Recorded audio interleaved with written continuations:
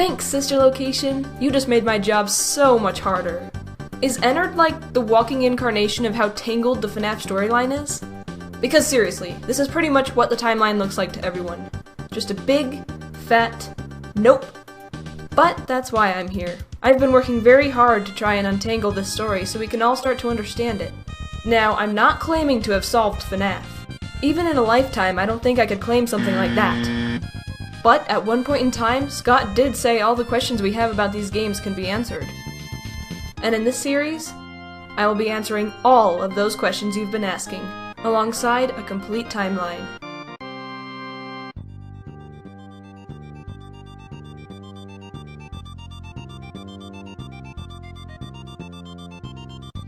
Just as a warning, all the years that are mentioned in this theory are estimates and could be slightly off.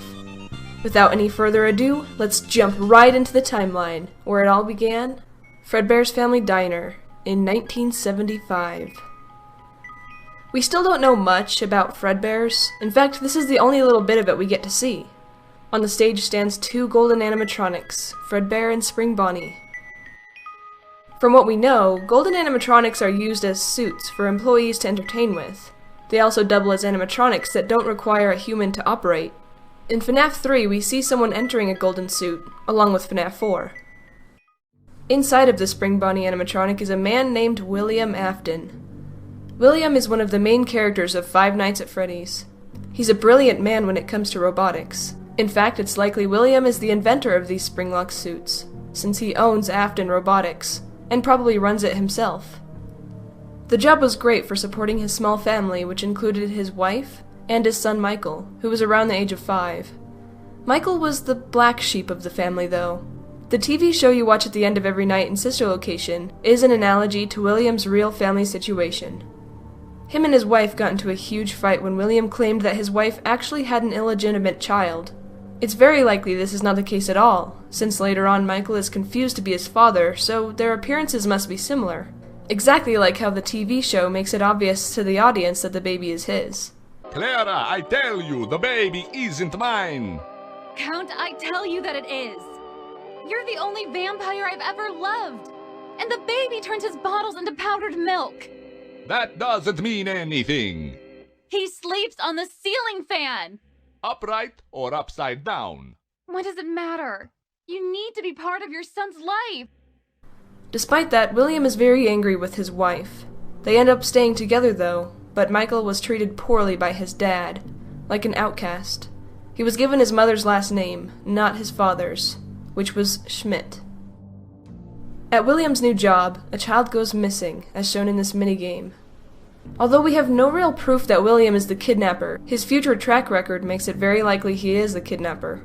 Not only a kidnapper, but a murderer, as we can see the spirit of that missing child still stuck at that location, restless. This is most likely the reason why this restaurant was shut down.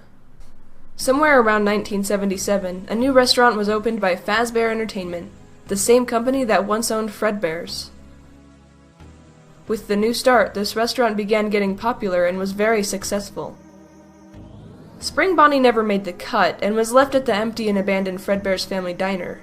This is because the suit was tied to the previous kidnapping, and Fazbear Entertainment no longer wanted to be associated with that one bit. They didn't catch William, but they did know which suit was used. William was still a very important part of the company, since he was the mechanic and the inventor. During the opening of this restaurant, Fazbear Entertainment hired another character most of us know as Phone Guy. He worked as a security guard, something they needed in the last failed business. During this prosperous time, William's wife had 2 more children, a girl and a boy. William loved his kids and tried his best to protect them. They grew up going to Freddy's quite regularly and loved the characters there. The characters at this establishment include Freddy, Bonnie, Chica, Foxy, Fredbear, and the puppet. In the minigames of this location, we can see a pink figure, which we know to be William Afton. But then, there's the question as to why is William pink? This explanation will sound crazy, but later events we'll see in the timeline will back this up. William, being the brilliant man he is with robotics, was able to discover a way to make himself immortal through the use of his inventions. A downside to this is that it caused skin to rot over time. William kidnaps children and uses them for his work, in ways we still aren't really sure of entirely.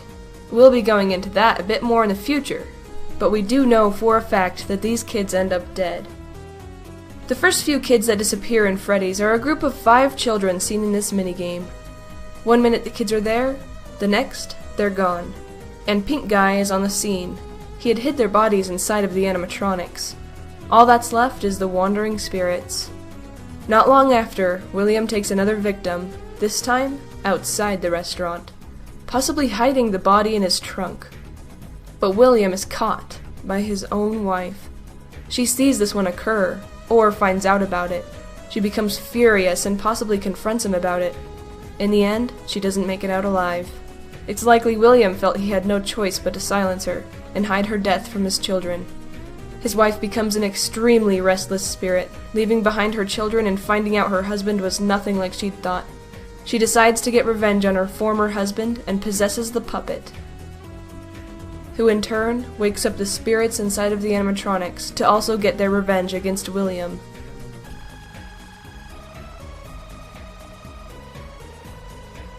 Once again, the TV show and sister location parallels this in the title.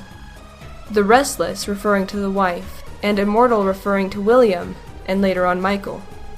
Not long after the kids were killed, the restaurant was threatened to have the place shut down because of the stench of the animatronics. Before they had to be forcibly closed, Fazbear shut it down themselves, demanding William to fix the animatronics, which was one of his duties. He removed the bodies, but even with them gone, they were still far from perfect. Before Freddy's was closed, William had been working very hard at his more improved Springlock suits that used faceplates. We can't be certain which animatronics were finished at this point, but we do know of one, Spring Chica. After her completion, Fazbear Entertainment agreed to let William Afton open up his own sister location.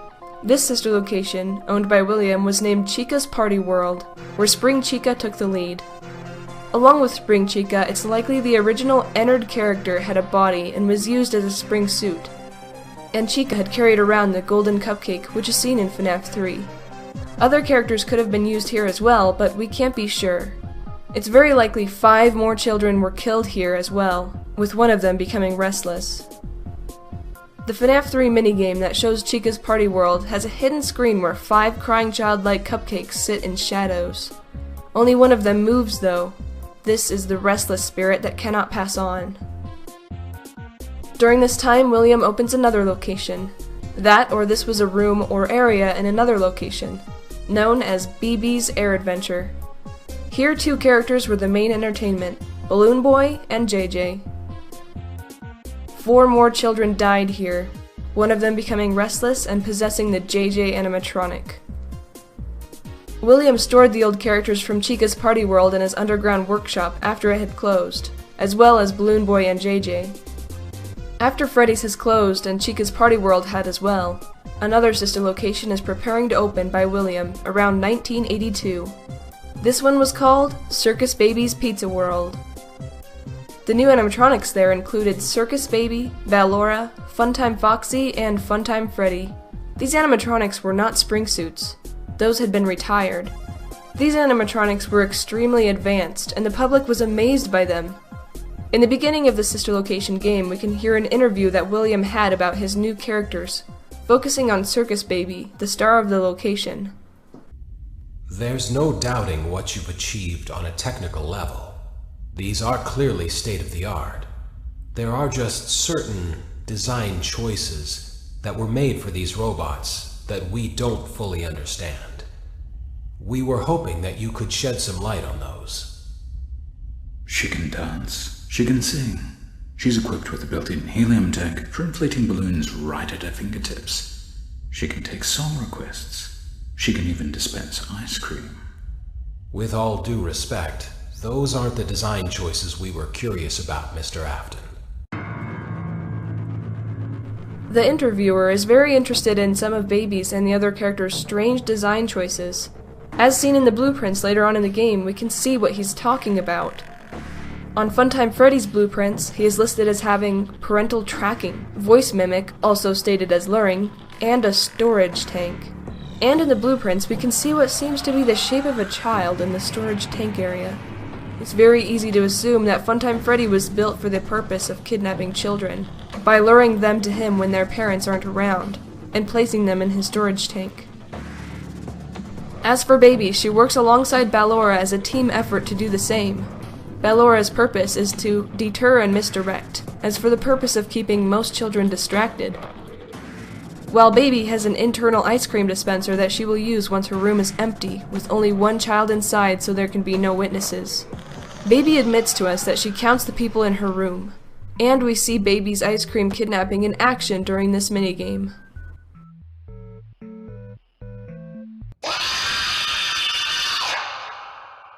It's very obvious that these animatronics were built to kidnap. During the grand opening of this new restaurant, William's young daughter finds her way into Baby's room when no one else was there, despite William's warnings for her to stay away. Daddy, why won't you let me play with her? Daddy, you let the other children go see her. Why won't you let me go? Daddy, just once let me go play with her. She's so pretty and shiny. Didn't you make her just for me? Daddy, she can make balloons! Have you seen her make balloons? Oh, Daddy, let me go to her! Daddy isn't watching. And with that, the incident occurs. Baby will tell us firsthand what happened. Did you know that I was on stage once? It wasn't for very long, only one day. What a wonderful day, though. I was in a small room with balloons and a few tables. No one sat at the tables, though, but children would run in and out. Some were afraid of me, others enjoyed my songs. Music was always coming from somewhere else, down a hall. I would always count the children. I'm not sure why. I was always acutely aware of how many there were in the room with me. 2, then 3, then 2, then 3, then 4, then 2, then none. They usually played together in groups of 2 or 3. I was covered in glitter. I smelled like birthday cake. There were 2, then 3, then 5, then 4. I can do something special. Did you know that? I can make ice cream, although I only did it once. There were 4, then 3, then 2, then 1. Something happened when there was 1. A little girl, standing by herself. I was no longer myself, and I stopped singing. My stomach opened, and there was ice cream. I couldn't move, at least, not until she stepped closer. There was screaming for a moment, but only for a moment. Then other children rushed in again, but they couldn't hear her over the sounds of their own excitement. I still hear her sometimes. Why did that happen? Since Baby only ever kidnapped one child, we can assume that this cutscene is the exact kidnapping, and this is William's daughter. Since Baby does not have a storage tank like Funtime Freddy, it's likely that any child kidnapped by Baby is crushed and killed. Once William found out what had happened to his daughter, he immediately faked a gas leak to make everyone evacuate the building. Here's an article found on Scott's website when teasing the game. In other news, the grand opening of Circus Baby's Pizza World has apparently been cancelled due to the reported gas leaks in the building. Sources close to the establishment question the report, saying that strange activity around the area at night suggests something else is to blame. One local is quoted as saying, "Everything just stopped. There was so much excitement built around the place opening, and then they just stopped talking about it. There was only a handful of people that ever got a look at the inside. Kids from here and there, making sure everything worked right, you know? I guess they weren't quite as ready as they thought they were." A tenant from across the street claims to have witnessed a large group of cars surrounding the building during the night, and large pieces of equipment being taken out of the building under tarps. A few weeks later, the building was for sale. There is no comment yet from the local entrepreneur who financed the venture. From this, we could see that William completely quit on this new restaurant after the death of his child. He removed everything into the underground facility, which became Circus Baby's entertainment and rental. From there, the animatronics from Circus Babies were rented out for birthday parties. During this time, William began his next venture, with animatronics that wouldn't do the kidnapping. Instead, he made human operable animatronics like before, spring-lock suits. He opened another sister location for Fazbear Entertainment in 1983, this one being quite small and near his home in the underground facility. It's unknown what this restaurant was called. It housed only 2 full-time animatronics, Fredbear and Spring Bonnie. This was just a small business. William had a lot of other work going on as well. During this same time as William's new restaurant, Fazbear Entertainment had prepared a new Freddy Fazbear's restaurant. They returned with the classic animatronics, Freddy, Bonnie, Chica, Foxy, and Fredbear. Fazbear Entertainment even made a new cartoon called Fredbear and Friends. This crew didn't last too long though. Soon it became apparent that Foxy was far too scary and glitchy for the children. So a new character was made, named Funtime Foxy, based off of the Funtime Foxy character that could be rented. Along with Funtime Foxy, Balloon Boy and the Puppet were added from the older locations. We know that this location was open and only included these characters by looking at the children's drawings in FNAF 2. The papers all say, "My Day at the New Freddy Fazbear's Pizza." These drawings do not contain the toy animatronics, or Foxy. They only include Funtime Foxy being taken apart, the Puppet, Balloon Boy, pre-withered Chica, Freddy, Bonnie, and Fredbear. This tells us that the pre-withered animatronics were in a new location, along with 3 other characters. William began working to make the old animatronics more advanced, but his work was halted when the restaurant was threatened again with a shutdown over sanitation, as seen in this newspaper. Local pizzeria Freddy Fazbear's Pizza has been threatened again with the shutdown by the health department over reports of foul odor coming from the much-loved animal mascots. Police were contacted when parents reportedly noticed what appeared to be blood and mucus around the eyes and the mouths of the mascots. One of the parents likened them to reanimated corpses. After that, it was decided that those animatronics were basically unusable and were placed in the back room. Since those characters could no longer be used, they got new Springlock characters from William that matched the ones at his sister location, Fredbear and Spring Bonnie. They also had Funtime Foxy, who was already known as the Mangle, the Puppet, and Balloon Boy. This is the first known location where training tapes were made, 2 of which can be heard in FNAF 3. Hello? Welcome to your new career as a performer/entertainer for Freddy Fazbear's Pizza.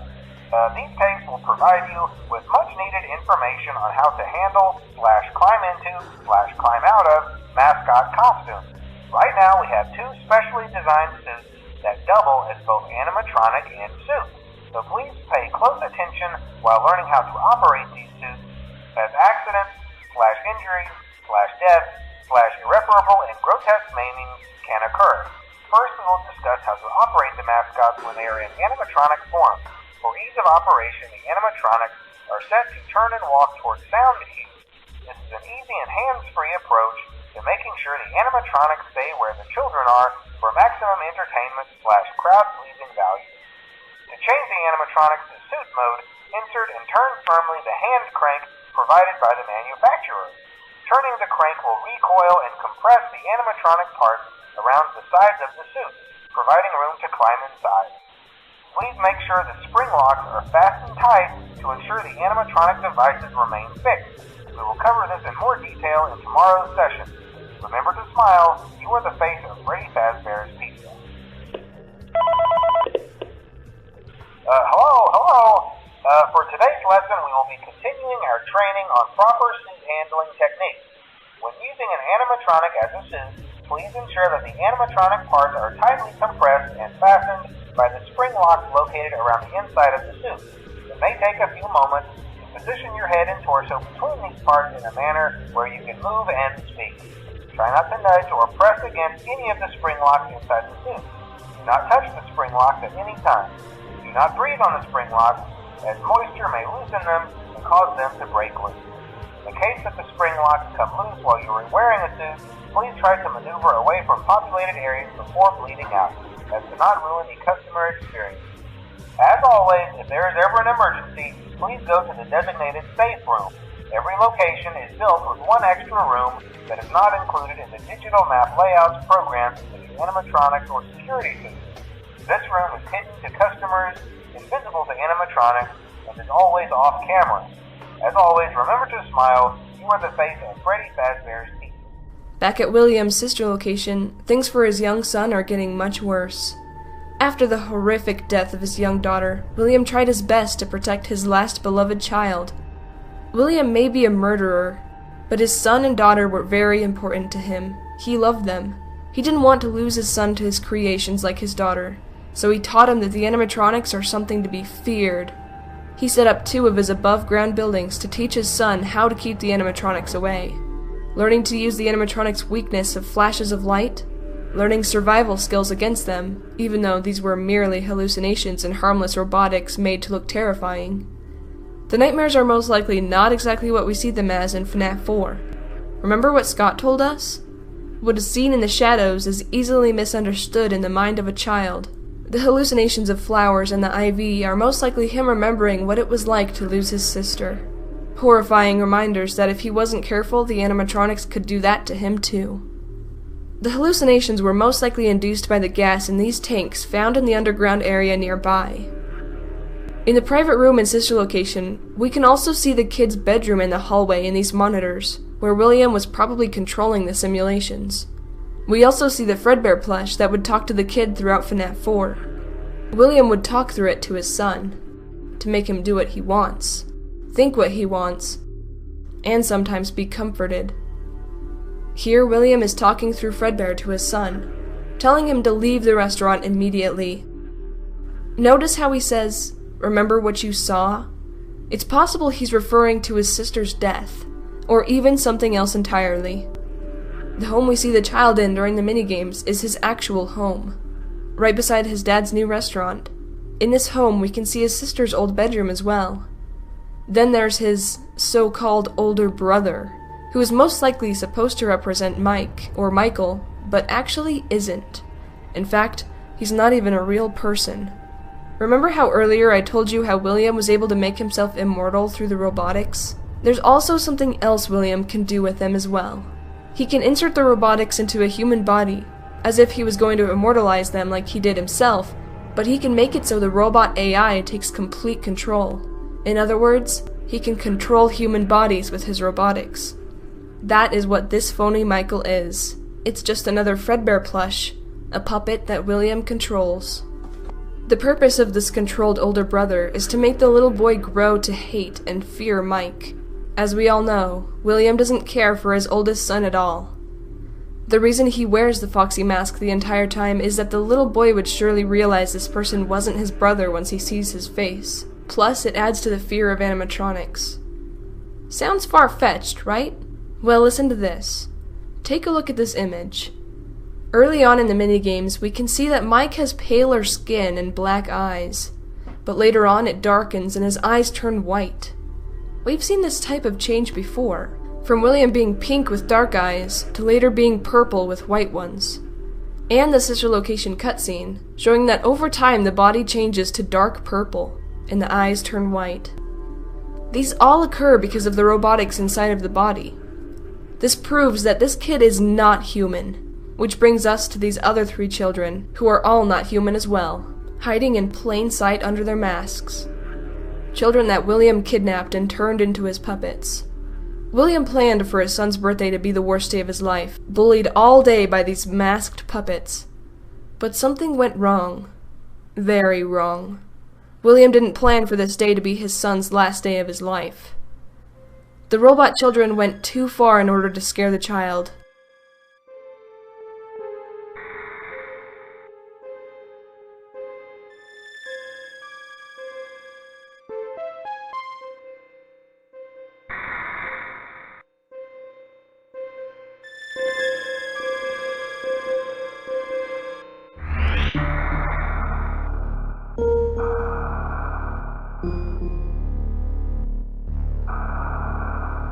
William had accidentally killed both of his beloved children with his dangerous and unstable creations. Now you may be wondering, why wasn't William monitoring this and realizing the danger? He should have been able to save his son. I think this portion of a phone call can explain for us. After learning of an unfortunate incident at the sister location involving multiple and simultaneous spring lock failures... Hear that? Multiple. In other words, another failure was happening at this time. I think it's most likely that this day, since we never seen a Fredbear entertainer out, he was probably getting suited up, with William helping him into it, just like we had seen before. William was preoccupied when his son was chomped. When the incident occurred and William was drawn out into the commotion, he made a plan. Covering his tracks once again, William decided he would blame the animatronic for his son's death, putting the blame into the fact that the suit was a spring-lock suit. Going back into the room alone with the entertainer, William set off the spring-locks and killed the man, making it seem like spring-lock suits are to blame for everything that happened that day. After the child had passed, we get a glimpse of what had happened to him. He hears his mother's voice saying, "I will put you back together." In other words, the child's spirit does not pass on, and becomes the entity known as Shadow Freddy. A character only rarely seen sometimes in FNAF 2, sitting in the back room, alone and scared. He's one of the only characters in the game that does not harm the security guard. After the springlock incidents at William's sister location, it closed its doors for good. William began focusing his work back at Freddy's, no longer interested in pursuing locations of his own. Freddy's immediately made a new training tape for the employees, covering the new changes. Hello? There's been a slight change of company policy concerning use of the suit. Don't. After learning of an unfortunate incident at the sister location involving multiple and simultaneous spring lock failures, the company has deemed the suit temporarily unfit for employees. Safety is top priority at Freddy Fazbear's Pizza, which is why the classic suits are being retired to an appropriate location while being looked at by our technicians. Until replacements arrive, you will be expected to wear the temporary costumes provided to you. Keep in mind that they were found on very short notice, so questions about appropriateness/relevance should be deflected. I repeat, the classic suits are not to be touched, activated, or worn. That being said, we are free of liability. Do as you wish. As always, remember to smile. You are the face of Freddy Fazbear's Pizza. For the time being, the location only used temporary suits, along with Mangle, the Puppet, and Balloon Boy. A few years after the springlock suits were put aside, William begins stirring up trouble at Freddy's. Hello? This is just a reminder of company policy concerning the safe room. The safe room is reserved for equipment and/or other property not being currently used and as a backup safety location for employees only. This is not a break room, should not be considered a place for employees to hide and/or congregate. And under no circumstance should a customer ever be taken into this room and out of the main show area. Management has also been made aware that the Spring Bonnie animatronic has been noticeably moved and would like to remind employees that this costume is not safe to wear under any circumstances. Thank you, and remember to smile. You are the face of Freddy Fazbear's Pizza. Now that William is working for a restaurant rather than running it, he isn't allowed to do whatever he wants, and is being called out for it. Here is my explanation as to why this training tape was made. It's likely an employee of Freddy's seen another employee, William, who was most likely working at the restaurant at the time, repairing the spring suits and helping with costume changes, taking a child into the safe room. William was wearing the retired Spring Bonnie suit in order to lure the child away. Before William had the chance to do anything incriminating, he was caught, and management was told that an employee was bringing someone into the safe room. Upon investigating this, management could see that Spring Bonnie had been worn. Out of frustration and anger toward that tattletale employee, William seeks his revenge against him. He convinces that employee to follow him inside the safe room. There, he stabs the man, or renders him helpless, and shoves him into the Spring Bonnie suit, setting it off with him inside. As we all know, there are no cameras in the safe room, so it was an easy place to get away with something like this. The next call helps us understand what happened soon after. Hello? This is just to inform all employees that due to budget restrictions, the previously mentioned safe rooms are being sealed at most locations, including this one. Work crews will be here most of the day today, constructing a false wall over the old door face. Nothing is being taken out beforehand, so if you left anything inside, then it's your own fault. Management also requests that this room not be mentioned to family, friends, or insurance representatives. Thanks again, and remember to smile. You are the face of Freddy Fazbear's Pizza. As soon as management hears about a body being found in the suit in the back room, they make a plan. A plan to hide the body away. Instead of shutting down the restaurant, contacting the police, and allowing investigations to begin, they decide to hide it entirely. They didn't want any more bad media, any more closed restaurants, any more mistrust in their beloved characters. It's likely they believed that this was an accident, another Springlock failure. It was easier for them to just pretend they didn't know the incident occurred. And since the safe room was built without cameras, it was becoming more of a danger to have them left open. So they sealed the room, with Spring Bonnie, Spring Fredbear, and the body still inside, unwittingly helping a murderer get away with the crime. The old Fredbear spring suit was still kept in the back room, since that one never really seemed to have issues. Something they would later regret. This incident is what brought the mysterious Shadow Bonnie to life. A character only rarely seen in FNAF 2. When he appears, he crashes your game. After this, Fazbear Entertainment no longer associated itself with Afton Robotics, and a different and unknown company took over the care and production of animatronics. Since William was out of job, he took a normal one at Freddy's. Around early 1987, or late 1986, Freddy's was preparing for a big reopening with new characters, as the new production company had finished a new line of animatronics, the toy animatronics. These characters were a mix of various previous characters that Fazbear Entertainment owned, almost entirely built off of old designs. Toy Chica was based off of Spring Chica, so her beak was removable. These animatronics were complete with facial recognition systems that could draw in more parents and also scare away potential threats. These new characters were a great selling point for the company. They drew in the numbers they needed once again. During the summer of 1987, Phone Guy began making training tapes for the night shift security guards. Hello, and welcome to your new summer job at the new and improved Freddy Fazbear's Pizza. I'm here to talk you through some of the things you can expect to see during your first week here and to help you get started down this new and exciting career path. Now, I want you to forget anything you may have heard about the old locations, you know. Some people still have a somewhat negative impression of the company. That old restaurant was kind of left to rot for quite a while, but I want to reassure you, Fazbear Entertainment is committed to family fun and above all, safety. The location that Phone Guy is referring to is the first Freddy's, where 6 kids were killed, and 5 of them stuffed into suits. After that had happened, the building was left to rot, till about 2 or 3 years later when the classic animatronics were moved to the new location to be used again, to no avail. They've spent a small fortune on these new animatronics. Facial recognition, advanced mobility, they even let them walk around during the day. Isn't that neat? But most importantly, they're all tied into some kind of criminal database so they can detect a predator a mile away. Heck, we should be paying them to guard you. Now that being said, no new system is without its kinks. You're only the second guard to work at that location. The first guy finished his week but complained about conditions. We switched him over to the day shift. So, hey, lucky you, right? Here Phone Guy tells us that another has worked there before the one listening now. That employee was undoubtedly William, and he actually had it easy compared to the nights we play in FNAF 2.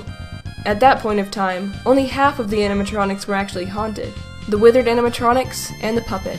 And along with that, there was also the restless Shadow Bonnie and Shadow Freddy. It's likely since William was the one working the night shift, it disturbed all the spirits and created chaos. Mainly he expressed concern that certain characters seemed to move around at night and even attempted to get into his office. Now, from what we know, that should be impossible. That restaurant should be the safest place on Earth. So while our engineers don't really have an explanation for this, the working theory is that the robots were never given a proper night mode. So when it gets quiet, they think they're in the wrong room. So then they go try to find where the people are, and in this case, that's your office. So our temporary solution is this. There's a music box over by the prize counter, and it's rigged to be wound up remotely. So just every once in a while, switch over to the prize counter video feed and wind it up for a few seconds. It doesn't seem to affect all of the animatronics, but it does affect one of them. One funny characteristic about Phone Guy is how he continuously denies any supernatural activities, and always chalks his strange behaviors up to glitches. He's a very realistic kind of guy, which is why the puppet bothers him so much. He knows that it shouldn't be possible that the puppet can leave the prize corner and enter the office, since the puppet is not an animatronic and should only be able to move with his strings. It defies his logic, and thus disturbs him. Bringing up the puppet, let's discuss why she acts the way she does. And yes, I am referring to her as in William's wife. After she was killed, she possessed the puppet and became like a mother to the other wandering spirits. Why exactly does this tune keep her at bay?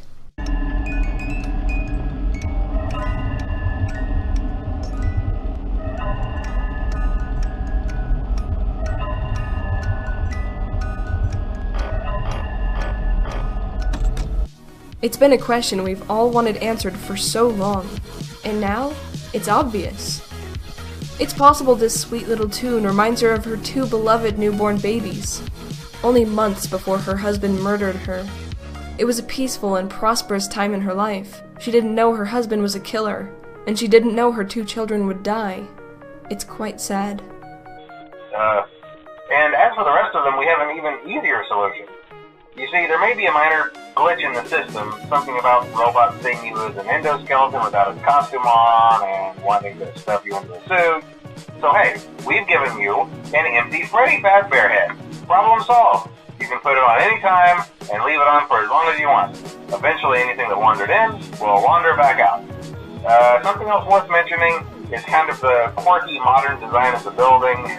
You may have noticed there are no doors for you to close. But hey, you have a light, and even though your flashlight can run out of power, the building cannot. So don't worry about the place going dark. Well, I think that's it. You should be golden. Check the lights, put on the Freddy head if you need to, keep the music box wound up, piece of cake. Have a good night, and I'll talk to you tomorrow.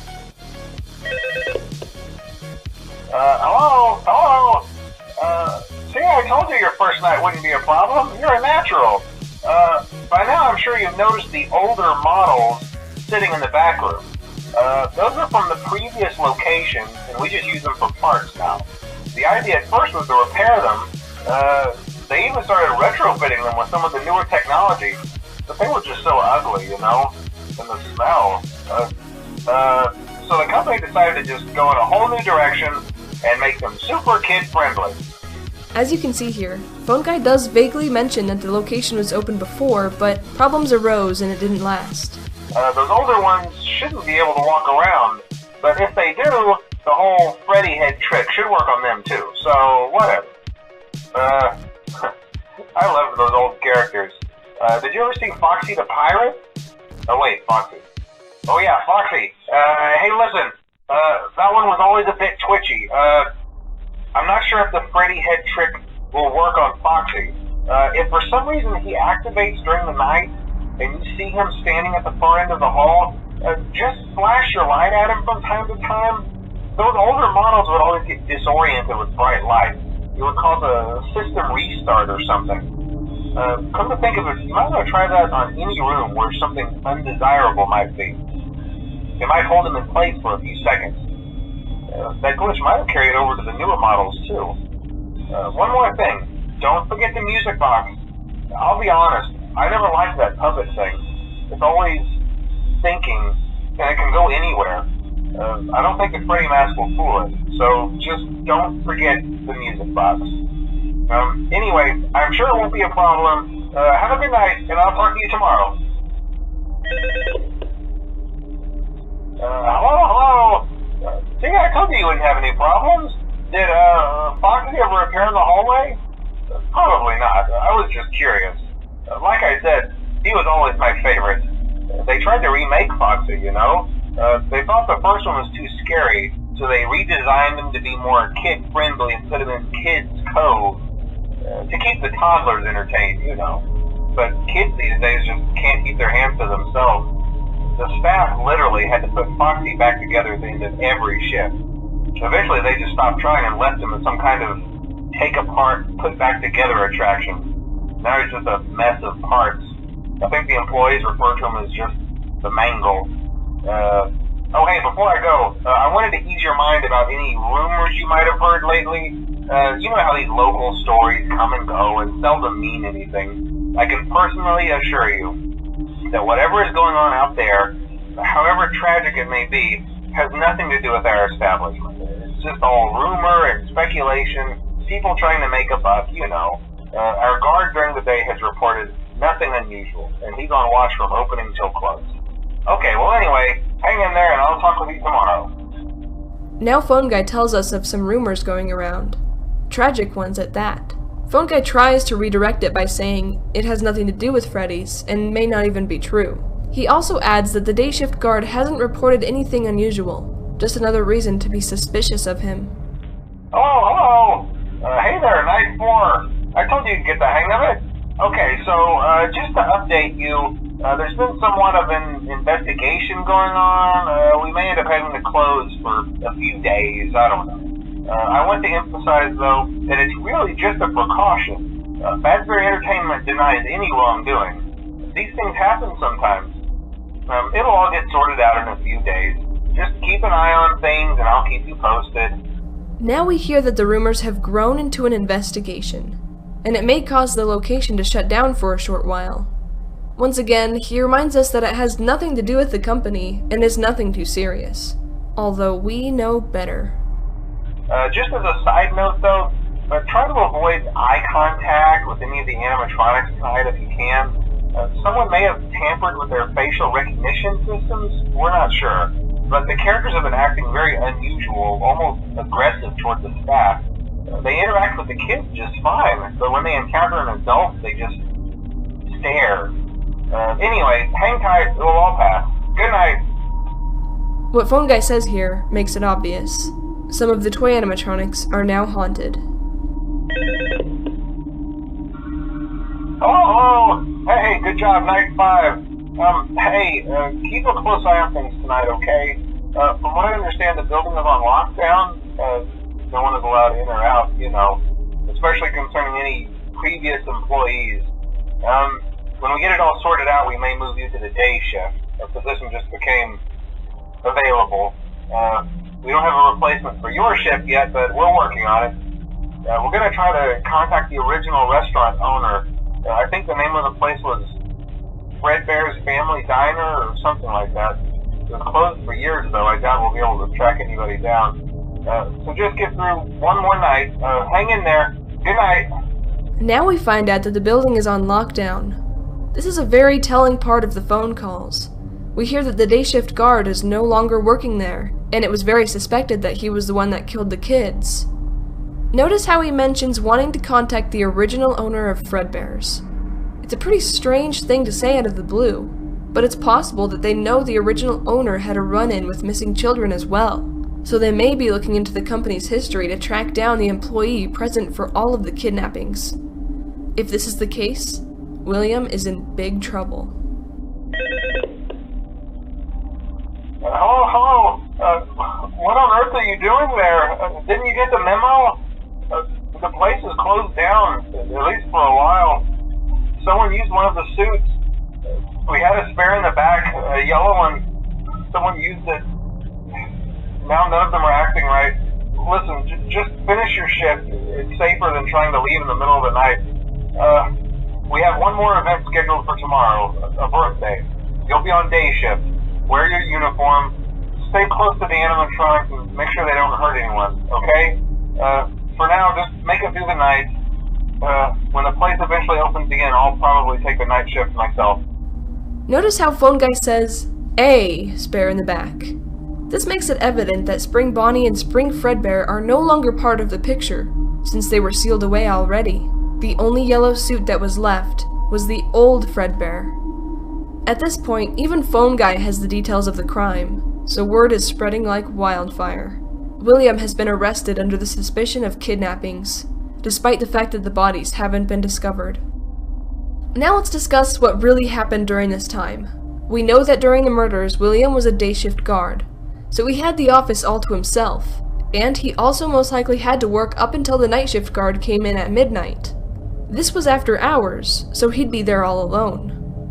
One could also make the argument that the day shift guard's hours end at closing, but that would still leave a gap of time of when William could be there alone before midnight. Realistically, a restaurant like Freddy's would close around 10 p.m. at the latest. During this gap of time, William can get away with just about anything.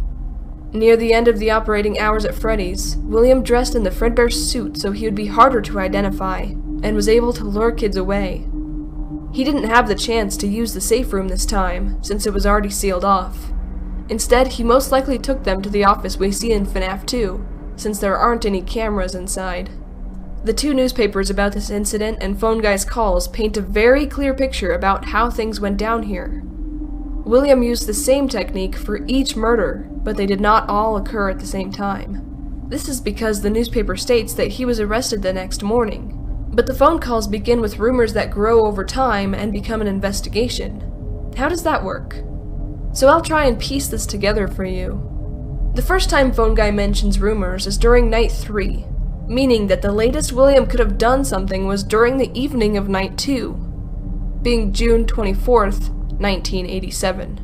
During this time, it's likely William murdered one child. This causes Mangle to become possessed. The next day, Mangle was most likely acting a bit different, and was on Phone Guy's mind, because he does mention her in the Night 3 call, along with the rumors. The evening of June 25th, 2 more kids were killed, who possessed 2 of the toys. The call the next day talks about an investigation going on, and also notes that the toys have been acting very unusual, and even aggressive. On the evening of June 26th, 2 more children were killed, and William is caught on camera. The next morning, he was arrested. This perfectly lines up the calls and the newspapers. Sometimes after you die in FNAF 2, you'll be given this minigame to play. Notice how this was the location we were just talking about, and yet all of the bodies are present at the same time. This is not literal. Just like most minigames, those figures are not bodies, they're actually spirits. This also tells us that this is the night or evening of June 26th, since all 5 are present. In this game, you play as a spirit possessing withered Freddy, hearing the words, "Save them," and "Save him" spelled out, as the puppet leads you around. Freddy is attempting to stop William. In most cases, he does not find him, but very rarely he will, who in turn easily shuts him down, most likely using the crank or tool he's holding. Now let's take a quick look at the 2 newspapers talking about this incident. Kids vanish at local pizzeria. Bodies are not found. 2 local children were reportedly lured into a back room during the late hours of operation at Freddy Fazbear's Pizza on the night of June 26th, while video surveillance identified the man responsible and led to his capture the following morning. The children themselves were never found and are presumed dead. Police think that the suspect dressed as a mascot to earn the children's trust. 5 children now reported missing. Suspect convicted. 5 children are now linked to the incident at Freddy Fazbear's Pizza, where a man dressed as a cartoon mascot lured them into the back room. While the suspect has been charged, the bodies themselves were never found. Freddy Fazbear's Pizza has been fighting an uphill battle ever since to convince families to return to the pizzeria. It's a tragedy. As the newspaper states, the man has been convicted. Being convicted of a crime is to find that person guilty in a court of law. In other words, William is in prison. No, he didn't get away because the bodies weren't found. If that were the case, then the newspaper would have never said he was convicted. They would have only said that he was charged. William is in prison, and he's not going to get out. Not unless he breaks out. And this marks the last of William's murderous rampage.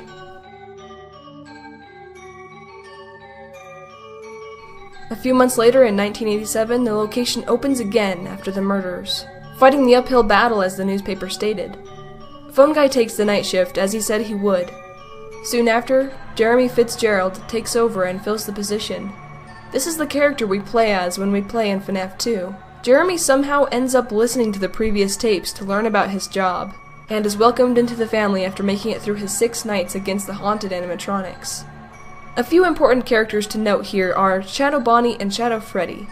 Shadow Bonnie is the aggressive one that crashes the game, a spirit of one of William's victims. And the harmless Shadow Freddy is the spirit of William's son. The only time we see him is sitting in the parts and service.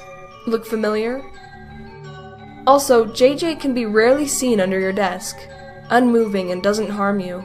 This is the spirit from an earlier location that died at BB's Air Adventure. Another very important part of FNAF 2 are the mysterious paper pals. 3 characters made of plates and paper found hanging on the wall. These 3 characters represent William's 3 children. The one on the far left is William's daughter, a happy little girl, wearing pink and blue with buttons. The one in the middle is Michael, the one who suffered unrequited parental love from his father. His skin turned purple when he was taken over, and he was later trapped in a bunny suit.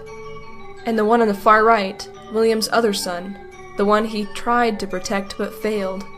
He was killed by an animatronic bear and took the shadowy form of him. Sometimes in the nights of FNAF 2, the little girl paper plate can move into the office. Was this the puppets doing? Jeremy worked the night shift for 5 nights.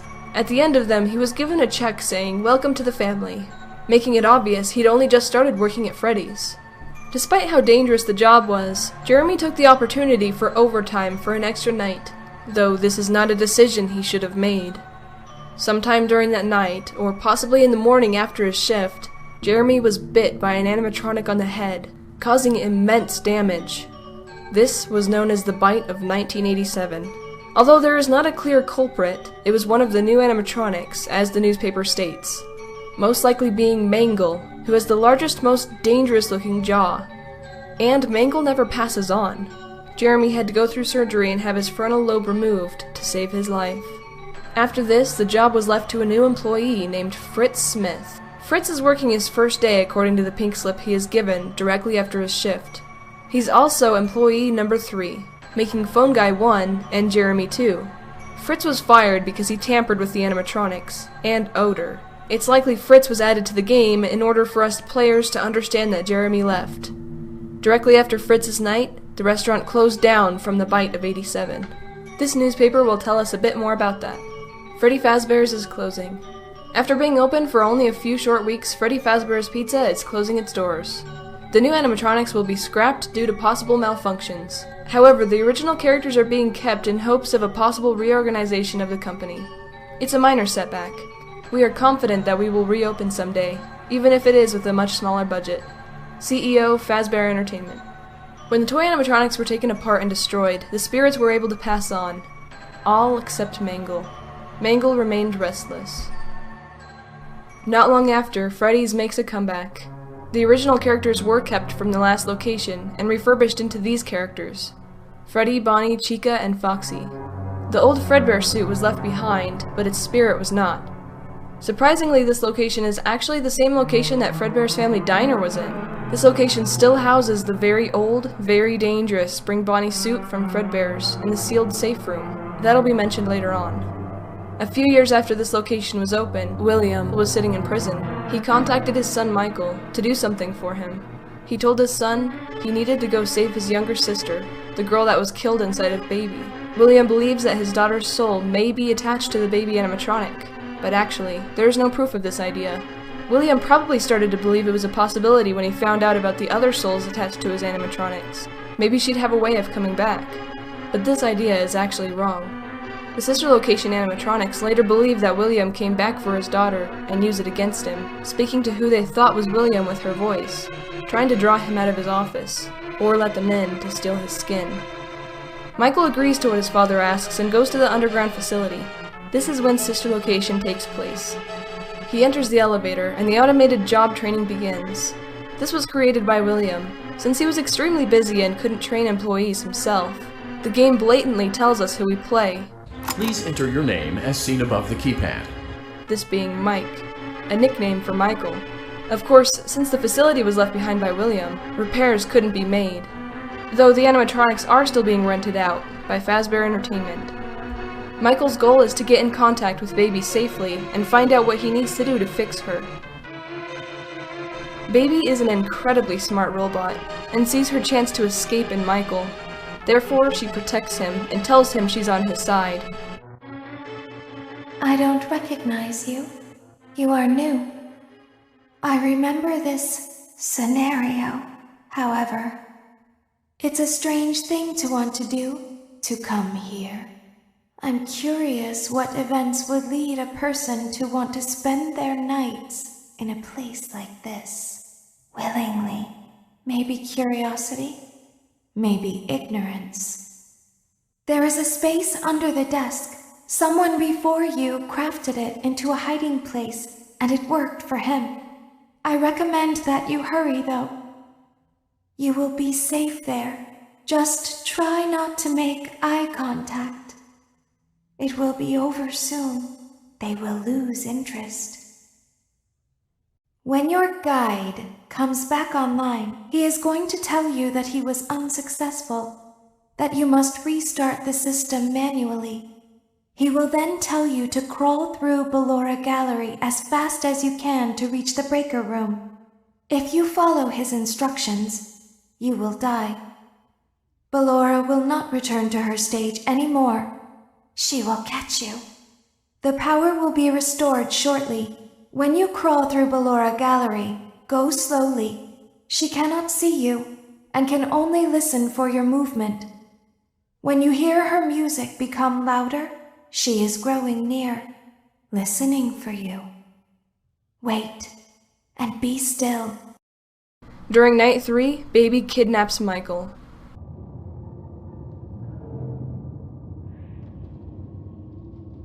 Shh, be still and quiet. You've been sleeping for quite a while. I think they noticed that you never left the building last night. The cameras were searching for you, but they couldn't find you. I have you hidden too well. I kidnapped you. Don't be afraid. I'm not going to hurt you. I am only going to keep you for a little while. Try not to wiggle, though. You're inside something that came from my old pizzeria. I don't think it was ever used. At least not the way it was meant to be used. Too dangerous. It's just big enough for one person to fit inside, but just barely. You're in the scooping room. Do you know why they call it the scooping room? It's because, dummy, this is the room where they use the scooper. I thought that would be obvious. Isn't that a fun name for something? The scooper. It sounds like something you would use for ice cream, or custard, or sprinkles. It sounds like something you would want at your birthday party to ensure that you get a heaping portion of every good thing. I wonder, though, if you were a freshly opened pint of ice cream, how you would feel about something with that name. Thankfully, I don't think a freshly opened pint of ice cream feels anything at all. Uh-oh. It sounds like someone else is in the building. Shh. Okay, bring her over. Forward. One. More. Okay, stop. Set it down. Watch the step. What happened to it this time? Just seems like these things can't go a day without breaking down. Who knows? It's always the same, man. Some kind of hardware malfunction. Well, hey, I have to be somewhere in 15 minutes, and this place gives me the creeps. Can we just get this over with? It's all automated. We don't have to be here for it. Just get her on the rollers and we can go.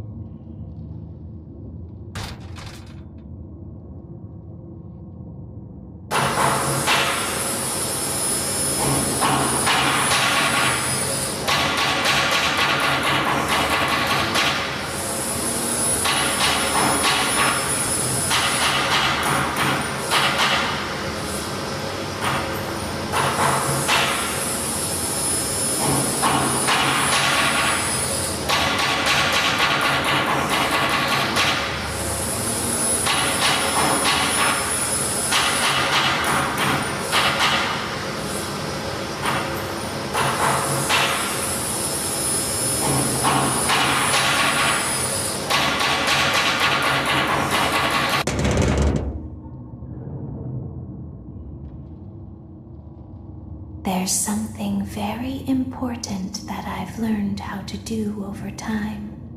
Do you know what that is? How to pretend. Do you ever play make-believe? Pretend to be one way when you are really the other. It's very important. Ballora never learns, but I do. They think there is something wrong on the inside. The only thing that matters is knowing how to pretend.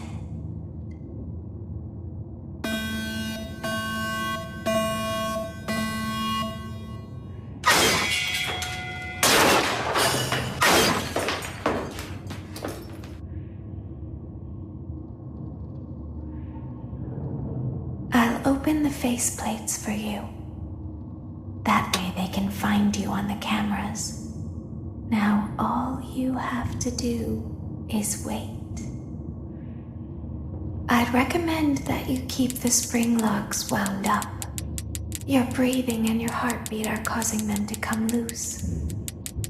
You don't want them to get too loose. Trust me.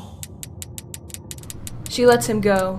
We don't have a for sure reason why this is, but it's likely Baby was checking to see if Michael was the right size to use. The next evening, Baby kills the 2 technicians so they don't interfere with her plans for the night. Please be aware that there are still 2 technicians on site today. Try to avoid interfering with their work if possible. Also, feel free to ask them why they are still there and encourage them to go home. They're seen hung above the stages. This way, Hand Unit detects objects on the stage and thinks everything is as it should be. Great. Now let's check on Funtime Foxy.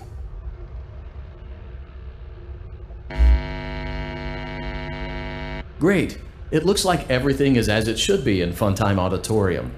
Your task today will involve more maintenance work. Circus Baby had a rough day and is in need of repair. Michael goes to fix Baby, as he's told. When he arrives, it turns out Baby was only faking it. Here, Baby tells Michael how he can help save her. Motion trigger, parts and service.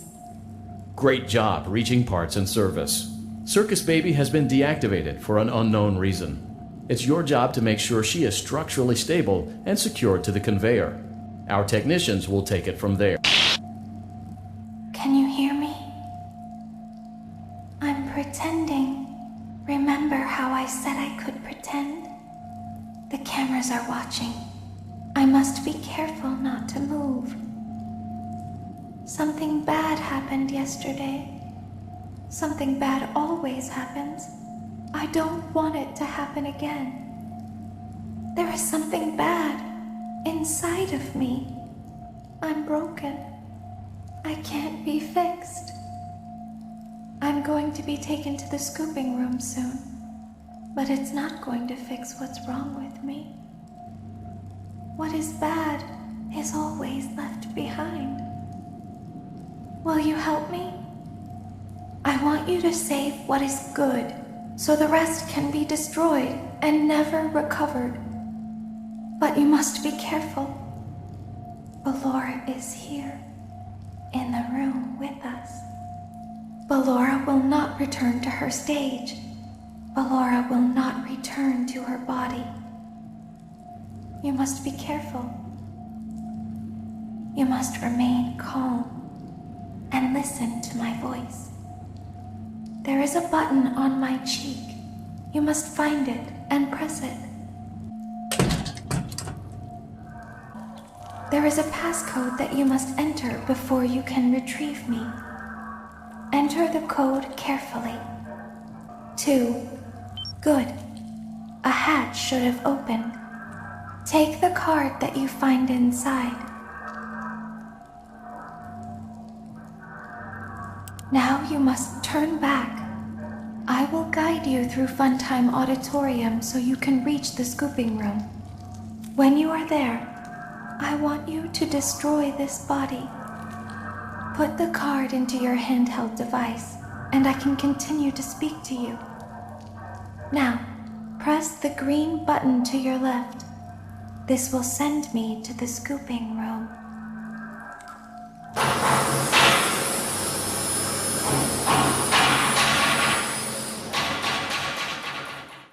Ballora is going to follow you. She will try to catch you. I will help you avoid her. She will not follow you inside the scooping room. She is afraid. Go back now. Warning, you've entered a highly dangerous area. You have entered from Maintenance Hatch 1B, reserved for cleaning and repair of the scooper. Entering this side of the room is strictly prohibited by unauthorized personnel. You are in the scooping room now. Funtime Foxy has already been here today. Funtime Freddy has already been here today. Ballora has already been here today. Circus Baby has already been here today. I've been out before, but they always put me back. They always put us back inside. There's nowhere for us to hide here. There is nowhere to go when we look like this. But if we looked like you, then we could hide. If we looked like you, then we would have somewhere to go. The scooper only hurts for a moment.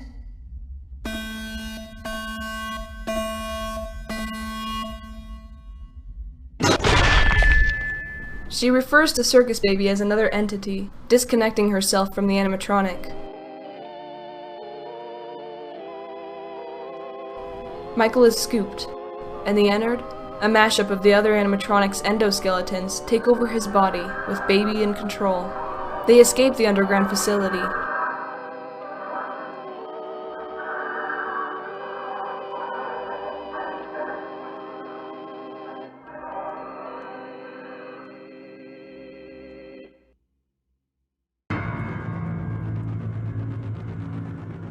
And then most of Ennard bails from Michael's body into the sewer.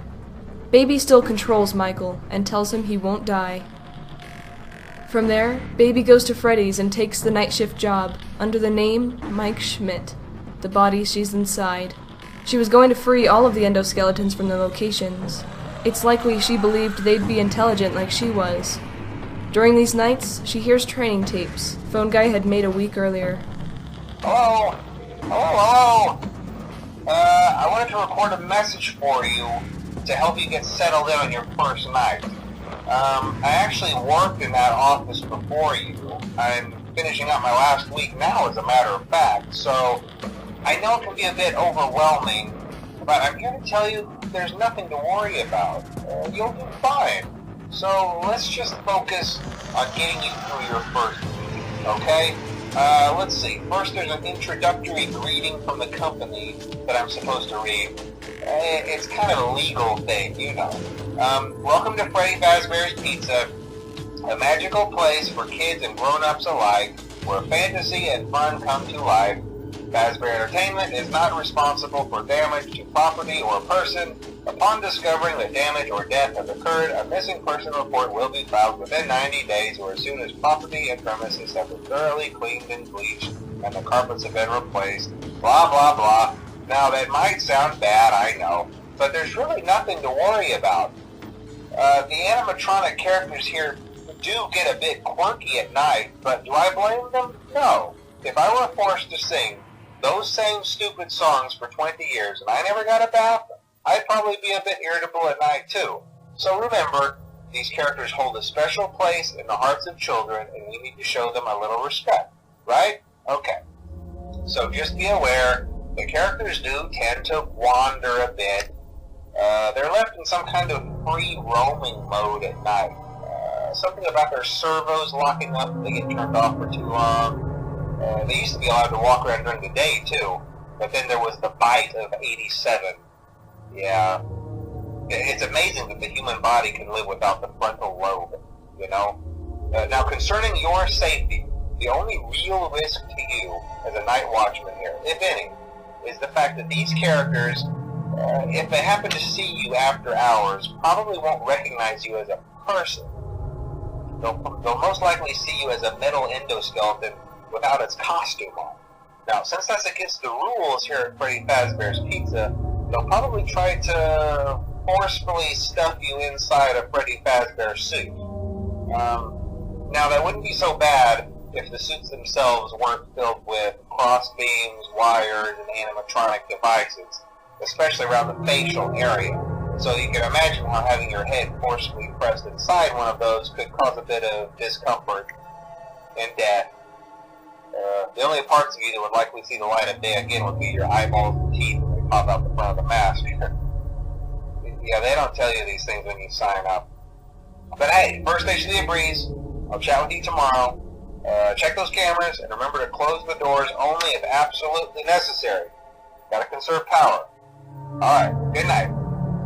As you could hear, Fazbear Entertainment came up with a reason as to why the animatronics kill people at night, but this is most likely not why. The animatronics are haunted and restless. Hello? Hello? Well, if you're hearing this and you made it to day 2, congrats. I won't talk quite as long this time since Freddy and his friends tend to become more active as the week progresses. It might be a good idea to peek at those cameras while I talk, just to make sure everyone's in their proper place, you know. Interestingly enough, Freddy himself doesn't come off stage very often. I've heard he becomes a lot more active in the dark, though, so hey, I guess that's one more reason not to run out of power, right? I also want to emphasize the importance of using your door lights. There are blind spots in your camera views, and those blind spots happen to be right outside your doors. So if you can't find something or someone on your cameras, be sure to check the door lights. You might only have a few seconds to react. Not that you would be in any danger, of course. I'm not implying that. Also, check on the curtain in Pirate Cove from time to time. The character in there seems unique in that he becomes more active if the cameras remain off for long periods of time. I guess he doesn't like being watched. I don't know. Anyway, I'm sure you have everything under control. Talk to you soon. Hello. Hey, you're doing great. Most people don't last this long. I mean, you know, they usually move on to other things by now. I'm not implying that they died. That's not what I meant. Anyway, I better not take up too much of your time. Things start getting real tonight. Hey, listen, I had an idea. If you happen to get caught and want to avoid getting stuffed into a Freddy suit, try playing dead. You know, go limp. Then there's a chance that maybe they'll think that you're an empty costume instead. Then again, if they think you're an empty costume, they might try to stuff a metal skeleton into you. I wonder how that would work. Yeah, never mind. Scratch that. It's best just not to get caught. Okay, I'll leave you to it. See you on the flip side. Oh, hey, wow, day 4. I knew you could do it. Hey, listen, I may not be around to send you a message tomorrow. It's been a bad night here for me. I'm kind of glad that I recorded my messages for you when I did. Hey, do me a favor. Maybe sometime you could check inside those suits in the back room. I'm going to try to hold out until someone checks. Maybe it won't be so bad. Yeah, I always wondered what was in all those empty heads back there. You know. Oh no.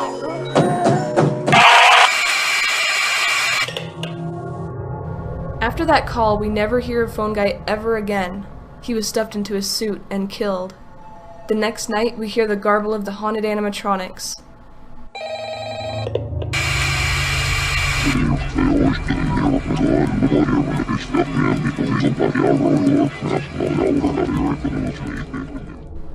After the 5th night, Baby receives her paycheck and is considered a valued employee. It's probably unlikely that Freddy's has night guards that stay. After another night of work, Baby gets another paycheck for overtime work and is considered Employee of the Month. Sometime after this, Baby works another night, but during this night, tampers with the animatronics. probably trying to understand more about the endoskeletons of these ones. By now, Mike's skin is rotting and smells. The next morning, she's fired. Instead of risking being caught, Baby waits until the restaurant is closed down to return. She noticed a newspaper while she had been working. Local pizzeria said to close by year's end. After a long struggle to stay in business after the tragic events that struck there many years ago, Freddy Fazbear's Pizza has announced that it will close by year's end. Despite a year-long search for a buyer, companies seem unwilling to be associated with the company. These characters will live on. In the hearts of these kids, these characters will live on. CEO. Seeing as how Baby's paycheck was for November, the end of the year was very soon. Once the location was finally closed up tight, Baby returns, hiding in the newly ripped open safe room that the animatronics couldn't enter, and dismantles them one by one. Shadow Freddy is also there, the spirit of William's bullied son. When he sees what appears to be another fake Michael, like what killed him, he's enraged and tells the animatronics to attack him. But this proves to be useless, as Baby easily tears them to pieces. Unknowingly, she released the spirits of the dead children, and the spirit who usually appears as Golden Freddy joins them as they torment her.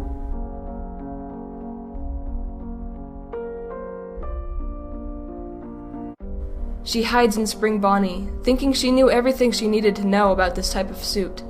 But the roof was leaking, and cold winter rain was coming through. This moisture breaks the spring locks loose and crushes her like a garbage compactor.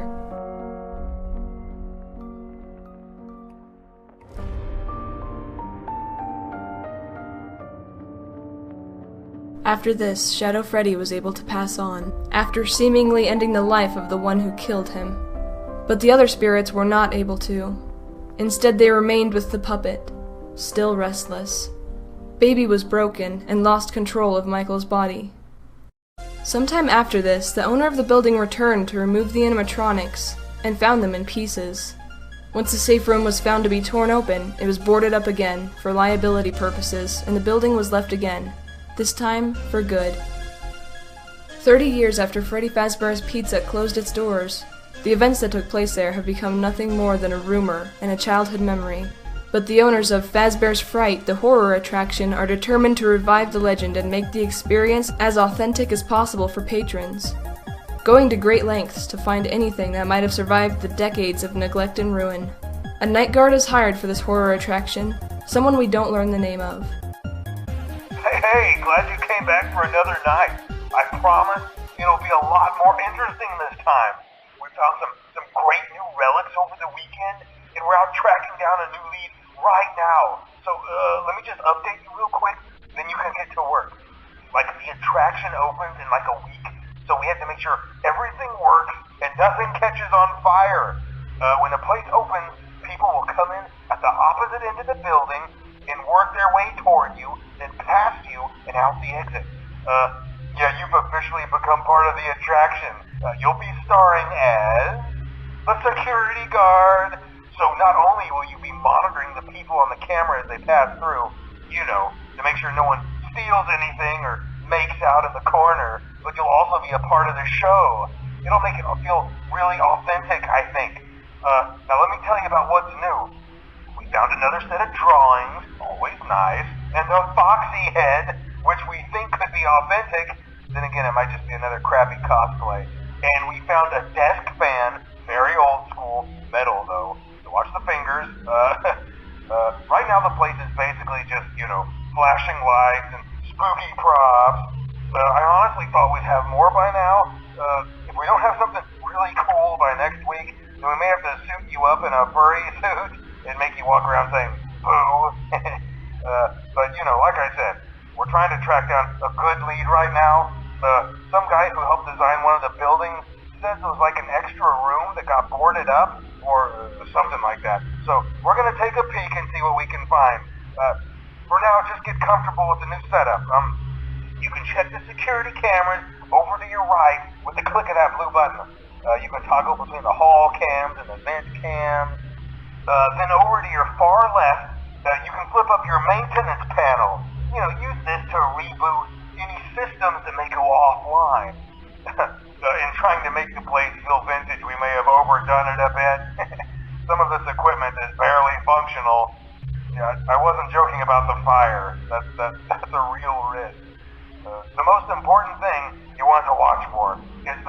ventilation. Look, this place will give you the spooks, man, and if you let that ventilation go offline, then you'll start seeing some crazy stuff, man. Keep that air flowing. Okay, keep an eye on things, and we'll try to have something new for you tomorrow night. As the recording mentioned, one of the people running the attraction is going to check out a room that got boarded up.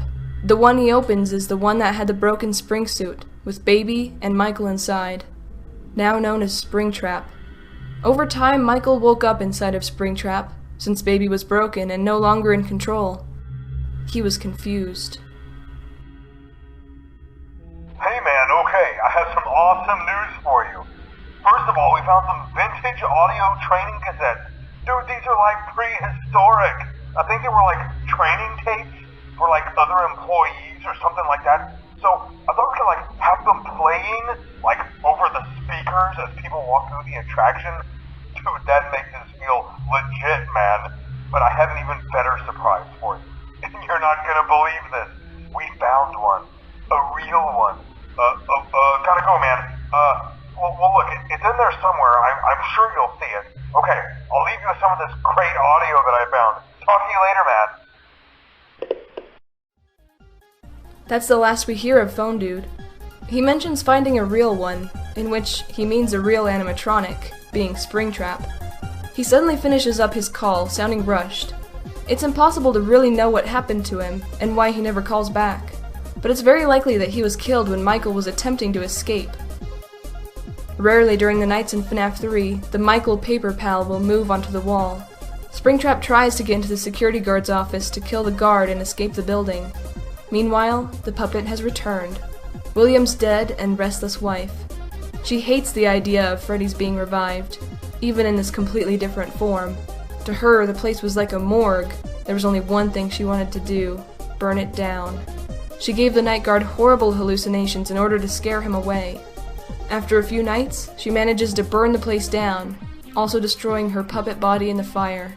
Sister Location once again parallels this with the TV show.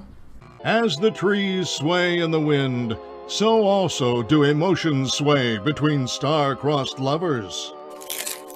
You burned down my house? You call that a house? It was like a morgue in there. I may be undead, but you're heartless. You need to see your son! The baby isn't mine. Speaking of which, Springtrap was not destroyed in the fire. He managed to escape. Father, it's me, Michael. I did it. I found it. It was right where you said it would be. Here Michael mentions Sister Location in the underground facility, talking about the job William sent his son to do. They were all there. They didn't recognize me at first, but then they thought I was you. Notice Michael's reaction when he talks about the animatronics mistaking him for his father. All his life, William had denied Michael as being his son. He must feel so hurt. And I found her. I put her back together, just like you asked me to. She's free now. But something is wrong with me. I should be dead, but I'm not. I've been living in shadows. There is only one thing left for me to do now. I'm going to come find you. I'm going to come find you.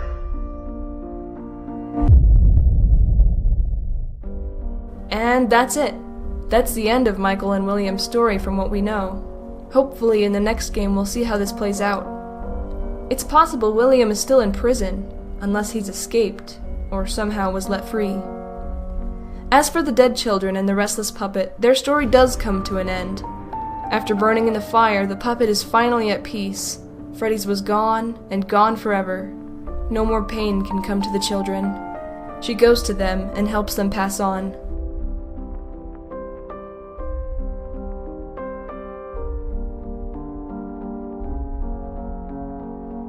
In doing this, the puppet passes on as well.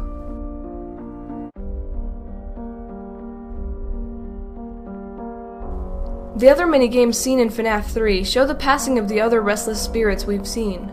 In Mangle's quest, Mangle recollects herself and goes past the puppet who trapped the spirit, finally passing on. Now we see BB's air adventure, where 4 children had died, one of them being Restless, who had possessed JJ. Here that spirit is able to pass on. In Chica's party, the spirit who died there was also able to pass on. Same as in Stage 01, the child who had died at Fredbear's Family Diner moved on. Through this minigame, we could see the passing of Shadow Bonnie, the employee that was murdered by William. The pain and suffering of the children was finally over. Will Michael have that happy ending someday as well?